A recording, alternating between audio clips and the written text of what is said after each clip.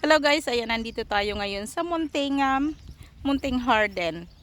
Ang daming bulaklak dito, ayan, ang bulaklak, lavender, tapos iba't ibang kulay ng roses. So marami dito, iba't ibang kulay ng roses, ang gaganda. Sabi ko nga, sana nagdala ako ng maliit na gunting at nanguha ako dito ng pantanim. Yan o, diba? Yung mga ganito pwede na siyang itanim kasi maganda siya. Ito ang nakakatuwa sa lavender eh. Ayan, mayroong mukhang lavender siya pero hindi naman siya lavender. Ayan. Iba-iba yung kulay ng bulaklak dito. Ay, ang ganda.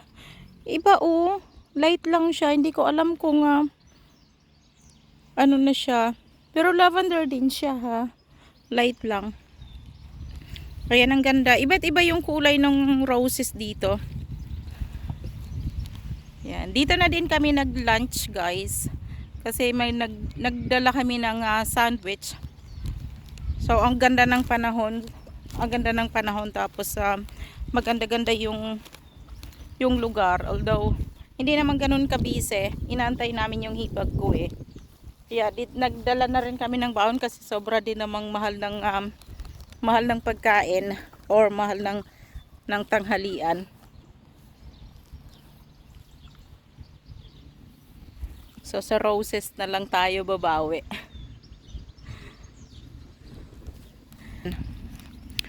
Wala namang masyadong tao kasi Monday, walang pasok yung anak ko eh. Kaya nakalabas pa din kami kahit may pasok yung tatay namin, kaya lang ano lang siya, on call lang. Ang daming fallen. Kaya kung may allergy kapag ganitong panahon, ang mahirap siya pag lumabas kasi ang daming fallen. Yung talagang papasok talaga siya sa ilong mo. So hindi naman malinis yung tubig dito. Sa kabilang banda yung maraming itik. So puntahan natin yung aking hipag. Magandang mag-picnic dito kasi maraming benches. So kaya ganun na din. Umupo lang kami. Tapos kinain na namin yung aming tanghalian. So may mga other video ako nito na hindi ko pa na-i-upload. So maganda rin dito. At merong cafe din sa gitna. Hindi naman kami hindi naman kami kakain sa cafe kasi nga ang mahal. Yung isang kainan namin pang isang linggo na naming anong tawag doon, budget ng pagkain. Ayan, may mga nagpipiknik kasi pwede nga